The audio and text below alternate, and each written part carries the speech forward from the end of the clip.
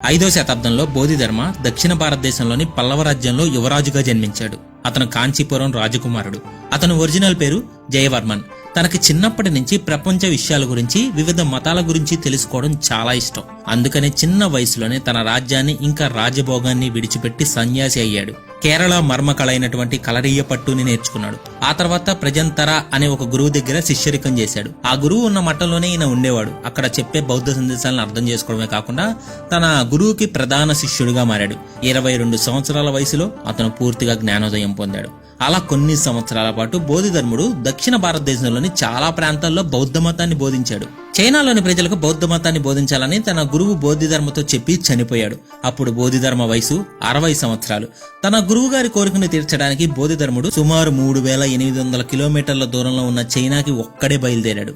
అడవులు, కొండలు, సముద్రాలు దాటుకొని 3 సంవత్సరాల తర్వాత చైనాలో అడుగుపెట్టాడు. ముందుగా దక్షిణ భాగంలో ఉన్న కొన్ని ఊర్లలో ఈయన తిరిగాడు. అక్కడ ప్రజలు ఆయనకి దగ్గరగా కూడా వచ్చేవాళ్ళు కాదు. ఎందుకంటే ఇన్ని సంవత్సరాల ప్రయాణం చేసినందుకు బోధిధర్ముడు భయంకరమైన గడ్డంతో, పెద్ద కళ్ళతో మురిగ్గా తయారయ్యాడు. ద బ్లూ ఐడ్ బార్బేరియన్ అని. బోధిధర్ముడు తన తెలివితేటలను ఉపయోగించి చైనా భాషను నేర్చుకున్నాడు. అసలే ఆయనకి ఎక్స్ట్రాడినరీ స్కిల్స్. సో వెంటనే ఆయన చైనా భాష నేర్చుకున్నారు కాబట్టి తన అమితమైన తెలివికి చైనా ప్రజల్లో బోధిధర్ముడి పేరు మారుమోగింది. ఆ తర్వాత బోధిధర్ముడు చైనా దక్షిణ భాగంలో ఉన్న జియాంగ్ నదిని దాటుకుని ఊ అనే చక్రవర్తి పరిపాలించే రాజ్యంలోకి అడుగుపెట్టాడు. ఈయన రాక గురించి వార్త తెలియగానే ఊ చక్రవర్తి స్వయంగా తన సామ్రాజ్య సరిహద్దుల దగ్గరికి వచ్చి భారీ స్వాగతాన్ని ఏర్పాటు చేసి ఉన్నాడు.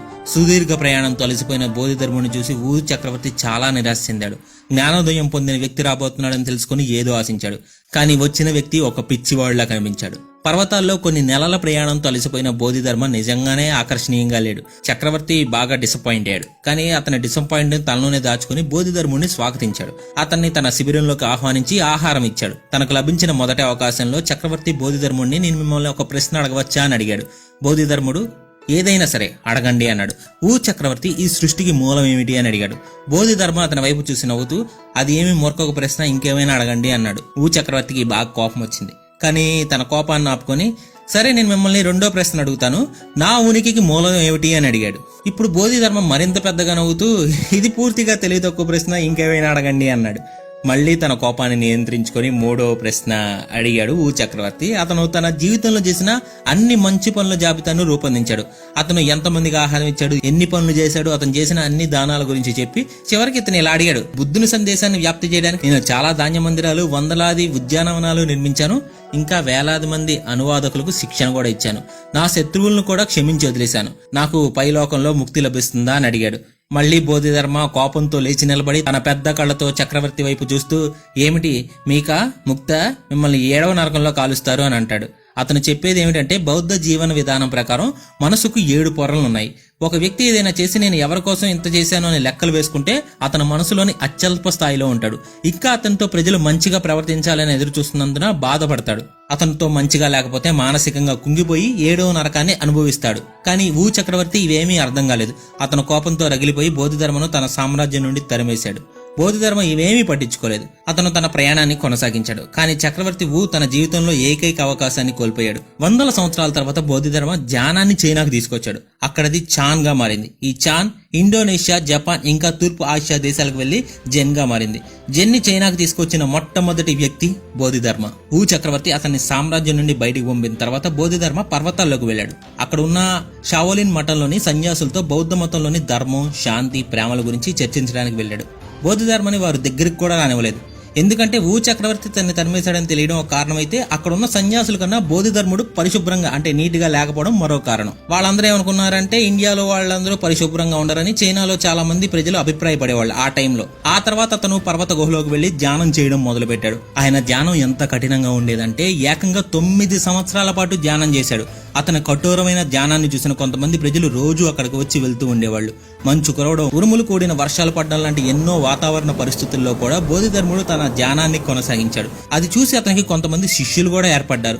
ధ్యానం చేసేవారికి నిద్ర పెద్ద శత్రువు. పురాణాల ప్రకారం బోధిధర్ముడు ఒకసారి ధ్యానంలో ఉన్నప్పుడు నిద్రలోకి జారుకున్నాడు. దానివల్ల ఆయన మీద కోపం వచ్చి తన కనురెప్పలను కత్తిరించుకున్నాడు. అతని కనురెప్పలు నేల మీద పడి మొక్కలుగా మారాయి. ఆ తర్వాత వచ్చిన సన్యాసులు తమని ధ్యానంలో నిద్ర వస్తే ఆకులను పొడి చేసుకుని టీలా తాగేవాళ్లు. అందుకని ఈ ప్లేస్ ని ఛాయ్ అని పిలుస్తారు. 9 సంవత్సరాల ధ్యానం తర్వాత షావోలిన్లోని సన్యాసులకు బోధిధర్మ గొప్పతనం తెలిసి ఆయన దగ్గరకు వచ్చి ఒక బౌద్ధ మత ప్రచారం ప్రారంభించారు. చైనాలోని చాలా ప్రాంతాలకు బోధిధర్ముడు వెళ్ళినప్పుడు అక్కడ జనాలు తీవ్రమైన అనారోగ్యాలతో కనిపించేవాళ్ళు. వాళ్ళకి పూర్తిగా నయమయ్యే వరకు బోధిధర్ముడు అక్కడే ఉండేవాడు. తను నేర్చుకున్న ఆయుర్వేద శాస్త్రాన్ని చైనా ప్రజలకు నేర్పించాడు. బాడీ ఫిట్నెస్ కోసం తన చిన్నప్పుడు నేర్చుకున్న యోగా, కలరీయ పట్టుని కూడా అక్కడ వాళ్ళందరికీ నేర్పించాడు. చైనాలోని షావులిన్ కుంఫు వచ్చింది ఈ కలరీయ పట్టు నుంచే. 7th సెన్స్ సినిమాలో చూపించారు కదా, బోధిధర్మును విషం ఇచ్చి చంపడం అనేది నిజం కాదు. బోధిధర్ముడు చైనాలోని షావులిన్ టెంపుల్లో సహజంగానే చనిపోయాడు. కొన్ని కథల ప్రకారం బోధిధర్ముడు చనిపోయిన కొన్ని నెలల తర్వాత చైనాలోని ఒక సైనికుడికి కనపడ్డాడంట. ఒక చెప్పుని తన చేతిలో పట్టుకుని వెళ్తూ సైనికుడితో తను చూసినట్టు ఎవరికి చెప్పొద్దని ఊ చక్రవర్తి కూడా త్వరలో చనిపోతాడని చెప్పి వెళ్లిపోయాడంట. కానీ ఆ సైనికుడు మాత్రం ఊ చక్రవర్తికి మొత్తం చెప్పాడు. వాళ్ళందరూ కలిసి బోధిధర్ముని పూడ్చిన చోటుకి వెళ్తారు. అక్కడ ఆ చోటుని తవ్వితే ఒక చెప్పు మాత్రమే కనపడింది. దీంతో వారందరూ ఆశ్చర్యపోతారు.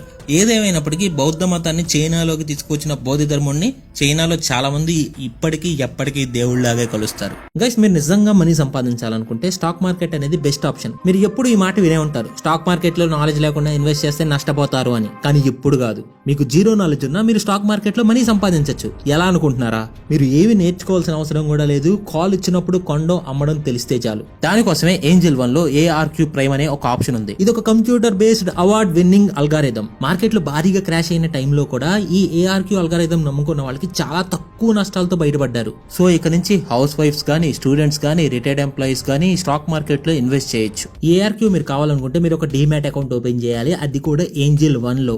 అది కూడా ఫ్రీనే. ఇందులో ఫస్ట్ ఇయర్ ఎటువంటి అకౌంట్ మెయింటెనెన్స్ చార్జెస్ ఉండవు. అండ్ ఏంజల్ 1 లో డీమ్యాట్ అకౌంట్ ఓపెన్ చేసుకున్న వాళ్ళకి ఫస్ట్ మంత్ ARQ ప్రైమ్ అనేది ఫ్రీ. అకౌంట్ ఓపెన్ చేయడానికి పైన కనబడుతున్న మన ఛానల్ పేరు మీద క్లిక్ చేస్తే మన ఫేస్బుక్ పేజ్ ఓపెన్ అవుతుంది. ఇక్కడ హోమ్ కింద అబౌట్ సెక్షన్ లో tinyurl.com ఉంది కదా, దాన్ని క్లిక్ చేయండి. మీ పేరు, మొబైల్ నెంబర్, సిటీ ఎంటర్ చేసి లాగిన్ అవ్వండి. And me pan card, Aadhaar card, bank details అడుగుతుంది, అది ఇచ్చేయండి. కంగారు పడకండి, ఇది మోస్ట్ ట్రస్టెడ్ ప్లాట్ఫామ్. ఇందులో ఆల్రెడీ 70 లక్షల మంది యూజర్స్ ఉన్నారు. అంతేకాదంటే మీరు స్టాక్ మార్కెట్ మీద నాలెడ్జ్ తెచ్చుకోవడానికి కూడా ఇందులో చాలా ట్యూటోరియల్స్ ఉన్నాయి ఫ్రీగా. అది కూడా అంతేకాదు, అకౌంట్ ఓపెన్ చేసుకున్న వాళ్ళకి 15,000 డిస్కౌంట్ వోచర్స్ కూడా ఇస్తుంది. ఇంకేం కావాలి? సో ఇప్పుడే వెళ్ళి అకౌంట్ ని ఓపెన్ చేసుకోండి.